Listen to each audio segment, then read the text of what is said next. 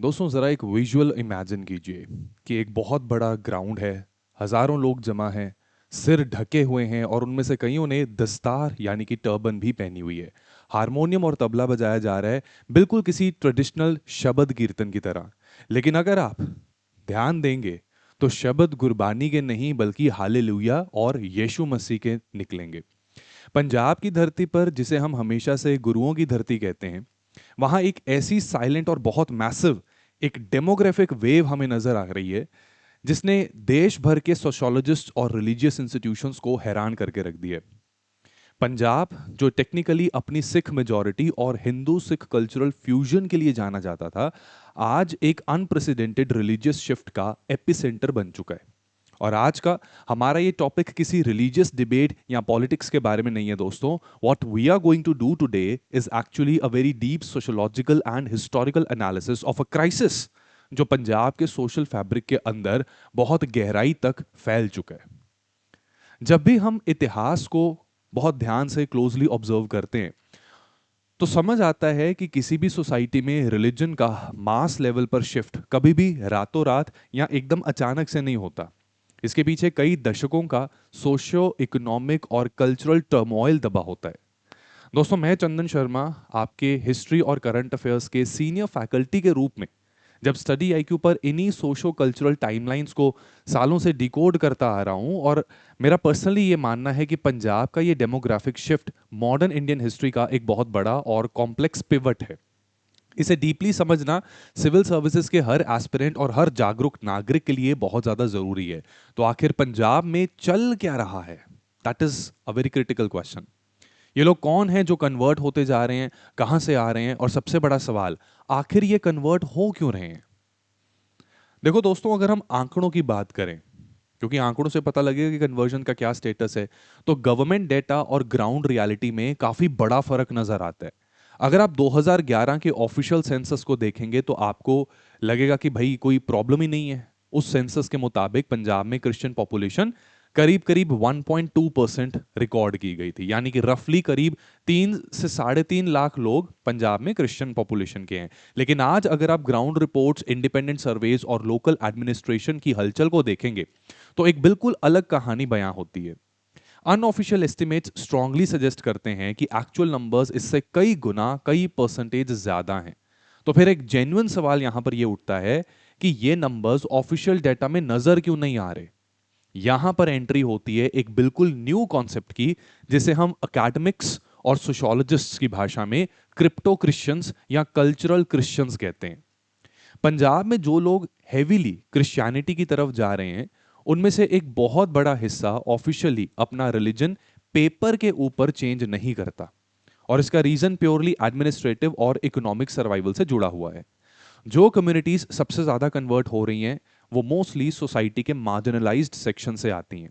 अगर वो पेपर पर फॉर्मली क्रिश्चियन रिलीजन को अपना लेंगे तो एग्जिस्टिंग कॉन्स्टिट्यूशनल लॉज के मुताबिक उन्हें अपना शेड्यूल कास्ट कोटा और उससे मिलने वाली जो रिजर्वेशन है और गवर्नमेंट के जो बाकी बेनिफिट्स हैं उससे हाथ धोना पड़ेगा। इसलिए डॉक्यूमेंट्स में, राशन कार्ड में, स्कूल के सर्टिफिकेट्स में वो अभी भी हिंदू या सिख हैं। उनका नाम अभी भी वही पुराना नाम है, लेकिन हर संडे वो इन मैसिव इंडिपेंडेंट चर्चेस का हिस्सा होते हैं।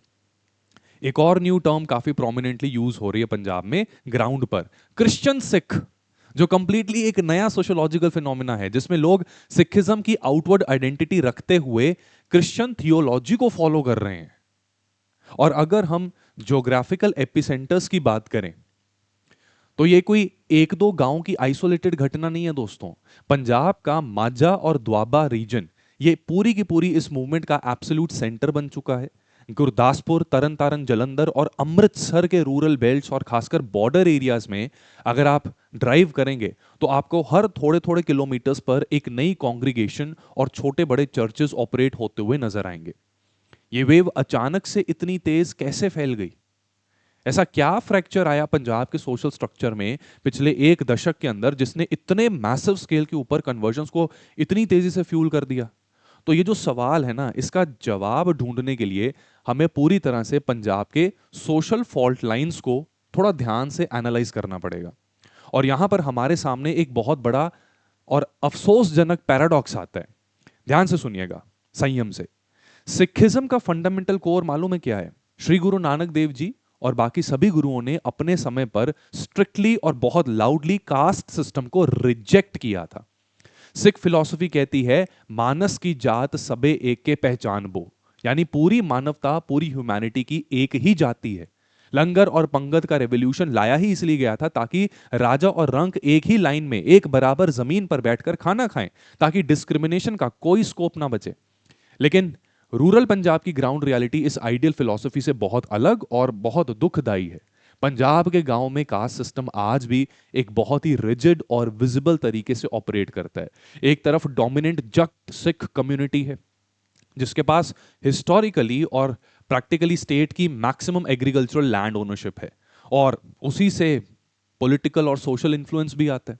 और दूसरी तरफ हमारे दलित सिख हैं जिसमें मजहबी सिख और वाल्मीकि जो मोस्टली लैंडलेस लेबरर हैं ये इसमें इंक्लूड होते हैं।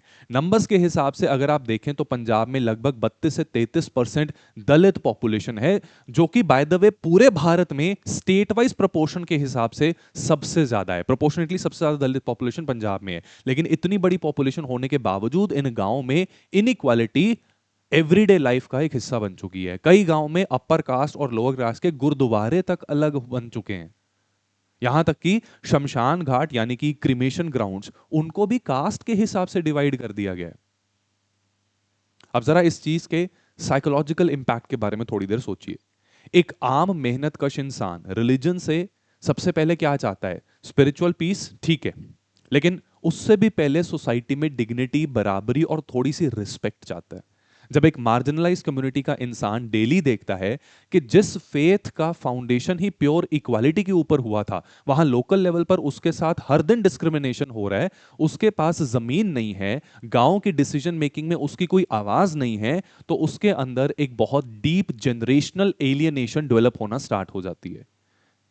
एक गुस्सा और एक सोशल आइसोलेशन फील होना स्टार्ट हो जाती है। और ठीक इसी पॉइंट पर एंट्री होती है कैरिज्मेटिक मेगा चर्चेस की। जब ये सोशली आइसोलेटेड और marginalised families in new churches में जाते हैं तो सबसे पहली चीज जो उन्हें फील होती है वो है एक कंप्लीटली फ्लैट हायरार्की। वहां दूर दरवाजे पर खड़ा इंसान उनसे उनकी जात नहीं पूछता, अंदर चाहे हजारों की भीड़ हो हर किसी को सिर्फ ब्रदर या सिस्टर कहकर बुलाया जाता है। उस एक मोमेंट के लिए वो इंसान किसी के खेत का लैंडलेस मजदूर नहीं है, सोसाइटी का बैकवर्ड क्लास नहीं रह जाता। वो एक ऐसी न्यू और वेलकमिंग कम्युनिटी का हिस्सा बन जाता है जहां पर उसे फाइनेंशियली और सोशली बराबर ट्रीट किया जा रहा है। दोस्तों, ये जो रिस्पेक्ट की भूख हम सब में होती है और बेसिक सोशल डिग्निटी की ये जो तलाश है ना, ये इस करंट पंजाब में मौजूदा डेमोग्राफिक शिफ्ट का सबसे बड़ा और सबसे पावरफुल फैक्टर और पावरफुल ड्राइवर है। अब इसके बाद हम आते हैं इस मूवमेंट के सबसे यूनिक और विजिबली फैसिनेटिंग पहलू पर। सोशियोलॉजिस्ट्स और एंथ्रोपोलॉजिस्ट इस फिनोमिना को इंकल्चरेशन कहते हैं। मैंने शुरुआत में कहा था कि लोग कन्वर्ट हो रहे हैं, पर इस कन्वर्जन का मतलब यह बिल्कुल नहीं है कि उन्होंने अपनी पंजाबी कल्चर को छोड़ दिया। आजकल पंजाब में जो हंड्रेड्स ऑफ चर्चेस बन रहे हैं उन्हें टिपिकली पश्चिमी सभ्यता के लेंस से मत देखिए। ये वो ट्रेडिशनल कैथोलिक या प्रोटेस्टेंट चर्चेस नहीं है। बड़ी विचित्र और बड़ी इंटरेस्टिंग सी चुलबुली सी हरकत हो रही है पंजाब में, जहां बेंच लगे हों, ठीक है, उस तरह के अंग्रेजी लैटिन हिम्स जहां पर गाई जा रही हो, इस तरह के चर्च नहीं है। ये पूरी तरह से वेस्टर्न स्टाइल की वर्शिप यहां चल रही हो, वैसे चर्च नहीं है। मेन स्ट्रीम ऑर्थोडॉक्स क्रिश्चियनिटी से इस न्यू वेव का कोई लेना देना नहीं है। इसके बजाय पंजाब में जो क्रिश्चियनिटी ने पूरी तरह अपना एक नया, अपना देसी पंजाबी फ्लेवर ले लिया है। इन कैरिस्मेटिक और इंडिपेंडेंट पेंटिकोस्टल चर्चेस के जो सेल्फ स्टाइल्ड पास्टर्स हैं वो अक्सर खुद पगड़ी पहनते हैं, टर्बन्स यानी कि दस्तार पहनते हैं। उनकी दाढ़ी होती है, उनका पहनावा बिल्कुल ठेठ पंजाबी होता है। जो फॉलोअर्स वहां जाते हैं उन्हें किसी भी पॉइंट पर यह नहीं कहा जाता कि वो अपना फिजिकल अपीयरेंस बदलें, कि केस कटवाएं, ऐसा नहीं कहा जाता। यहां अपनी कल्चरल आइडेंटिटी को डिस्कार्ड कर दें। एक टर्बन पहना हुआ सिख व्यक्ति आराम से चर्च का एक्टिव मेंबर बन सकता है और उस पर कोई कल्चरल प्रेशर नहीं डाला जाता। तो ये चल रहा है पंजाब में। इसके अलावा उनकी वर्शिप का जो तरीका है उसको भी जरा देखिए, जो अपने आप में एक केस स्टडी है।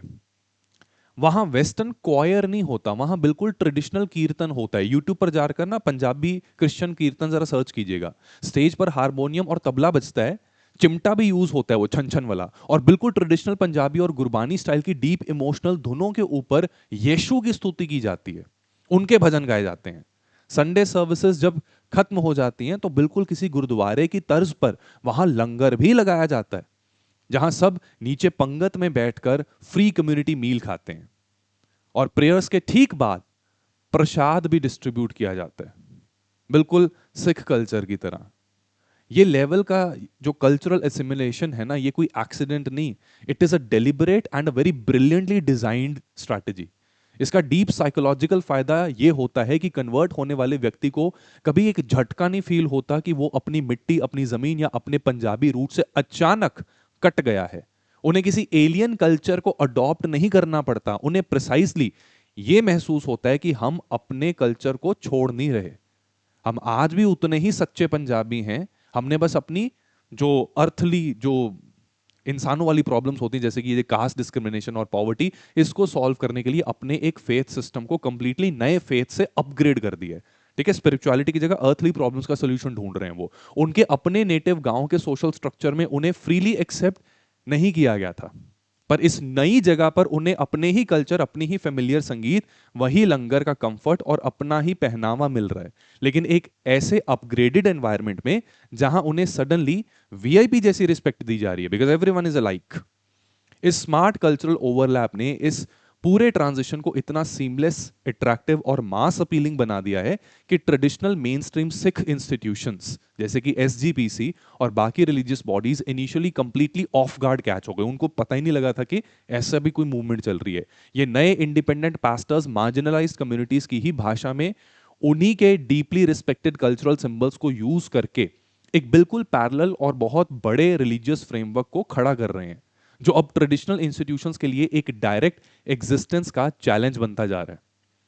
हाउएवर माय डियर फ्रेंड्स, सिर्फ कल्चर और पहनावे को कॉपी करने से या हारमोनियम बजाने से आप हजारों लाखों का समूह इकट्ठा नहीं कर सकते।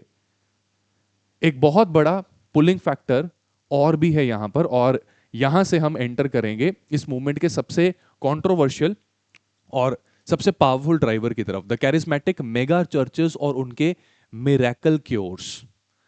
पंजाब में पिछले एक दशक से नए तरीके के इंडिपेंडेंट चर्चेस का एक एक्सप्लोजन हुआ है। ये ट्रेडिशनल कैथोलिक या प्रोटेस्टेंट चर्चेस नहीं है जहां कोई प्रॉपर हायरार्की या थियोलॉजिकल स्ट्रिक्टनेस होती है। These are basically independently run Pentecostal style ministries, जिन्हें सेल्फ स्टाइल्ड प्रोफेट्स, अपोस्टल्स और पास्टर्स लीड करते हैं। इनका स्केल इतना ज्यादा बड़ा है कि आप सुनकर हैरान रह जाएंगे। For example, you might be aware about certain districts like Jalandhar, Kapurthala और गुरदासपुर। तो इन एरियाज के आसपास ऐसे चर्च कॉम्प्लेक्सेस बन चुके हैं जिनके पास 60-60 एकड़ में फैले हुए चर्च बन रहे हैं। संडे की प्रेयर मीटिंग्स में वहां 1 या 2 हजार नहीं बल्कि 1-1 लाख से 3 लाख तक की गैदरिंग होना स्टार्ट हो गई है। इतनी मैसिव गैदरिंग। ये स्केल इतना बड़ा है कि लोकल एडमिनिस्ट्रेशन को हाईवे पर ट्रैफिक कंट्रोल करने के लिए अलग से पुलिस फोर्स लगानी पड़ती है। अब सवाल यह है कि इतनी मास गैदरिंग आखिर एक पास्टर को सुनने के लिए क्यों आ रही है? तो इसका सीधा कनेक्शन पंजाब के उस दर्दनाक सच से कनेक्टेड है जिसे स्टेट की सरकार और सिविल सोसाइटी सालों से टैकल करने में स्ट्रगल कर रही है, और वो है पंजाब का ड्रग प्रॉब्लम और फेलिंग रूरल हेल्थ केयर।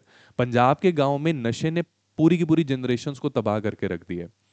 एक ऐसी मां जिसका बेटा सालों से ड्रग्स की गिरफ्त में है, जिसके पास महंगे रिहैबिलिटेशन सेंटर्स या प्राइवेट हॉस्पिटल्स की फीस देने के पैसे नहीं है, उसके लिए उम्मीद की हर किरण खत्म होती जा रही है। ऐसे डेस्परेशन के समय पर इन मेगा चर्चेस का इकोसिस्टम उन्हें एक ऐसी आशा देता है जो इमीडिएटली उन्हें अपनी तरफ अट्रैक्ट करता है। इन चर्चेस में फेथ हीलिंग यानी चमत्कारी इलाज और एक्सोर्सिज्म यानी बुरी आत्माओं को निकालने के बड़े बड़े सेशंस होते हैं। इनके पास कॉर्पोरेट लेवल की पीआर मशीनरी और बहुत हाईटेक कैमरा सेटअप्स भी होते हैं। सोशल मीडिया के ऊपर, यूट्यूब पर, इंस्टाग्राम रील्स पर इन पास्टर्स के ऐसे ड्रामेटिक वीडियोस, इन्हें डेलिबरेटली बड़े कैलिब्रेटेड तरीके से वायरल किया जाता है, जहां क्लेम किया जाता है कि व्हीलचेयर पर आया इंसान चलने लगा, कैंसर किसी व्यक्ति का ठीक हो गया, या सालों पुराना नशेड़ी अचानक से नशा से मुक्त हो गया।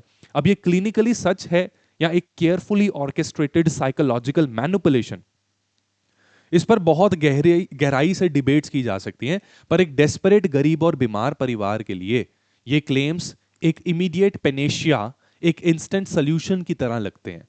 उन्हें वहां फ्री काउंसलिंग मिलती है, एक स्ट्रिक्ट कम्युनिटी सपोर्ट मिलता है, जहां सब एक दूसरे पर नजर रखते हैं।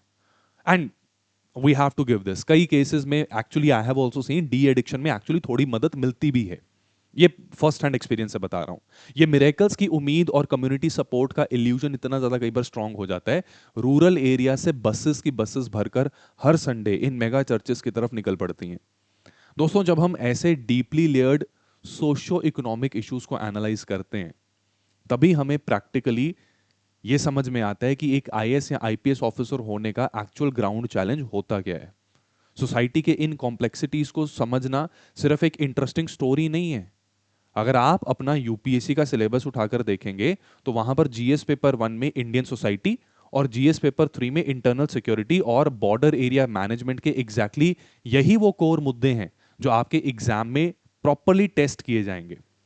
और मेरे हिसाब से यही वो एनालिटिकल डेप्थ और होलिस्टिक अंडरस्टैंडिंग आपके पास होनी चाहिए, क्योंकि यही है जो एक एवरेज एस्पिरेंट को एक टॉपर से अलग करती है और जो आपको मेंस और इंटरव्यू में एक्सेप्शनल मार्क्स दिलवाएगी। अगर आप सच में इस लेवल की कंसेप्चुअल क्लैरिटी चाहते हैं और अपनी यूपीएससी की एंड टू एंड तैयारी उन फैकल्टीज के साथ करना चाहते हैं जिन्होंने एक्चुअली सालों से रैंकर्स और फाइनल मेरिट लिस्ट में बहुत शानदार रिजल्ट्स को प्रोड्यूस किया है, तो मैं आपको प्रैक्टिकली यही सजेस्ट करूंगा कि आप अपनी प्रिपरेशन के साथ कोई कॉम्प्रोमाइज मत कीजिए। ट्रस्ट मी दोस्तों, यूपीएससी के इस हाईली कॉम्पिटिटिव एग्जाम में एक सही मेंटरशिप आपके सालों की अननेसेसरी भटकन बचा सकती है।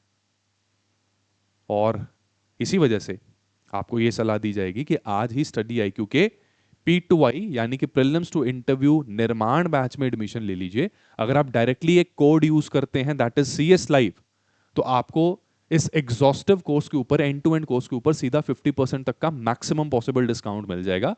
इस बैच को प्रॉपरली समझने के लिए या कोई भी डायरेक्ट गाइडेंस लेने के लिए आप तुरंत इस नंबर पर भी कॉल कर सकते हैं 9240231046। तो चलिए अब वापस आते हैं पंजाब के ग्राउंड जीरो के ऊपर। जब हर संडे लाखों लोग इन इंडिपेंडेंट चर्चेस में इकट्ठे होने लगे और पास्टर्स के वायरल वीडियो गांव-गांव तक पहुंचने लगे, तब जाकर ट्रेडिशनली डोमिनेंट सिख इंस्टीट्यूशंस की नींद टूटी। अकाल तख्त साहिब, जो कि सिखिज्म की सबसे सुप्रीम टेम्पोरल अथॉरिटी है, और शिरोमणि गुरुद्वारा प्रबंधक कमेटी यानी कि SGPC, इनके अंदर एक जबरदस्त पैनिक और पैनिक के साथ साथ अर्जेंसी का माहौल क्रिएट हो गया। इन्हें रियलाइज हुआ कि उनके एग्जैक्टली नाक के नीचे एक पूरा का पूरा डेमोग्राफिक स्ट्रक्चर स्लिप हो रहा है। इस डेमोग्राफिक क्राइसिस को काउंटर करने के लिए शिरोमणि गुरुद्वारा प्रबंधक कमेटी ने कंप्लीटली वॉर फुटिंग पर अपना पुशबैक स्टार्ट किया। उन्होंने एक मैसिव धर्म प्रचार लहर लॉन्च की, पूरा कैंपेन चलाया, राइट, जिसका नाम था घर घर अंदर धर्मसाल, यानी हर घर के अंदर सिक्खी को वापस जगाना।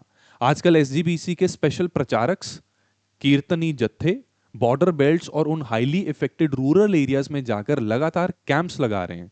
वो कोशिश कर रहे हैं कि इन मार्जिनलाइज्ड कम्युनिटीज को उनके रिच सिख हिस्ट्री और गुरुओं की दी हुई सच्ची इक्वालिटी की टीचिंग से वापस जोड़ा जा सके। इसके साथ ही घर वापसी या रिकन्वर्जन ड्राइव्स भी चलाई जा रहे हैं, जहां कन्वर्ट हो चुके परिवारों को वापस सिखिज्म में इंक्लूड करने के लिए पब्लिक सेरेमनीज आयोजित की जा रही हैं। लेकिन बात सिर्फ प्रचार तक नहीं रुकी। लीगल और पॉलिटिकल एंगल से भी एक बहुत बड़ा पुशबैक ये हमारे सामने देखने को मिल रहा है इन पंजाब। अकाल तख्त साहिब और कई प्रोमिनेंट पंथिक ऑर्गेनाइजेशंस ने अब पंजाब सरकार पर एक बहुत एक्सट्रीम प्रेशर बनाना स्टार्ट कर दिया है कि स्टेट में, पंजाब के अंदर एक स्ट्रिक्ट एंटी कन्वर्जन लॉ पास किया जाए। इन ट्रेडिशनल बॉडीज का साफ आरोप है कि ये कन्वर्जन्स जो सिखिज्म से क्रिश्चियनिटी में हो रही हैं, ये स्पिरिचुअल अवेकनिंग से नहीं हो रही। इन पास्टर्स पर फ्रॉडुलेंट फेथ हीलिंग, भोले भाले अनपढ़ लोगों के साथ साइकोलॉजिकल मैनिपुलेशन और फॉरेन फंड्स के सहारे पैसों का जो लालच देकर कन्वर्ट किया जा रहा है, इसके डायरेक्ट चार्जेस लगाए गए हैं।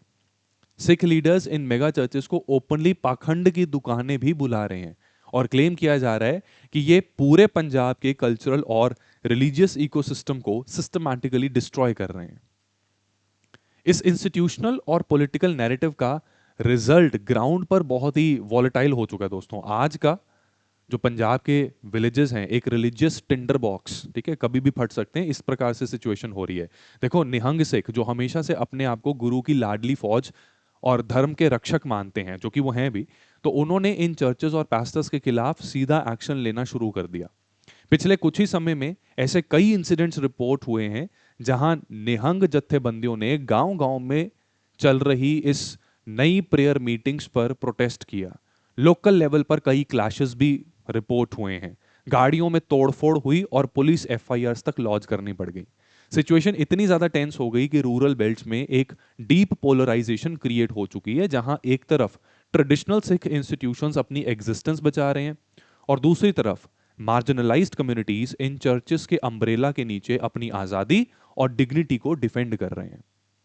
तो इन सभी कॉम्प्लेक्सिटीज को देखने के बाद एज एन एनालिस्ट हमें क्या समझ में आता है? देखो दोस्तों, कंक्लूजन बहुत ही क्लियर है मगर उतना ही डार्क भी है। पंजाब में हो रहा ये रिलीजन का आउटबर्स्ट को रिलीजियस फेलियर कम है और सोसाइटल फेलियर ज्यादा है। ये एक ऐसी सोसाइटी की कहानी है जो अपने ही फंडामेंटल प्रिंसिपल्स को जमीन पर लागू करने में पूरी तरह से फेल होती हुई नजर आ रही है। जब तक आप कास्ट सिस्टम, जिसे कई सदियों पहले हमारे गुरुओं ने अबॉलिश कर दिया था, उसे इनडायरेक्टली जिंदा रखेंगे, जब तक एक गरीब लैंडलेस मजदूर यह फील करेगा कि लोकल लेवल पर उसके गुरुद्वारे और शमशान घाट उसकी कास्ट के आधार पर अलग कर दिए गए हैं, तब तक वो उस जगह पर जाएगा जहां उसे रिस्पेक्ट और इक्वालिटी नजर आए। इक्वालिटी मिलने की इल्यूजन भी मिल रही है ना उसको, वो तब भी उधर चला जाएगा। एंटी कन्वर्जन लॉज या निहंग सिख के प्रोटेस्ट शायद फोर्सफुली कुछ समय के लिए पब्लिक गैदरिंग्स को रोक लें, शायद कोवर्शन और फ्रॉड को शायद चेक भी कर लें, लेकिन दुनिया का कोई भी कानून एक इंसान की डिग्निटी, सम्मान और बराबरी की बेसिक साइकोलॉजिकल भूख को दबा नहीं सकता। जब तक पंजाब का रूरल डिस्ट्रेस, ड्रग क्राइसिस और सबसे जरूरी deep rooted caste discrimination address नहीं होती, तब तक ऐसी मिरेकल क्योर वाली चर्चेस आती रहेंगी और वल्नरेबल लोग उनकी तरफ अट्रैक्ट होते रहेंगे। असली जरूरत सोसाइटी को अपने अंदर झांक कर इन सोसाइटल फॉल्ट लाइंस को परमानेंटली ठीक करने की है, ना कि सिर्फ सिम्टम्स पर बैठकर पट्टी बांधने की। दोस्तों, आप पंजाब की हिस्ट्री और इस करंट सोशो रिलीजियस क्राइसिस के बारे में क्या सोचते हैं? क्या आपको लगता है कि इस प्रॉब्लम का एक्चुअली कोई परमानेंट सॉल्यूशन स्टेट के पास है? क्या स्ट्रिक्ट लेजिस्लेशन इस मूवमेंट को रोक पाएगा या फिर फंडामेंटल सोशल रिफॉर्म्स ही अकेला रास्ता है? मुझे कमेंट्स में अपने थॉट्स, अपने एनालिटिकल व्यूज जरूर बताइएगा, क्योंकि एक डायनामिक इशू के ऊपर डिबेट हमेशा जरूरी रहती है। So do share your opinion in the comment section. Keep studying, keep analyzing. मैं मिलूंगा आपसे बहुत जल्द एक अगले मुद्दे में। तब तक के लिए अपना ध्यान रखिए। Wishing you all the best. Have a wonderful life. जय हिंद।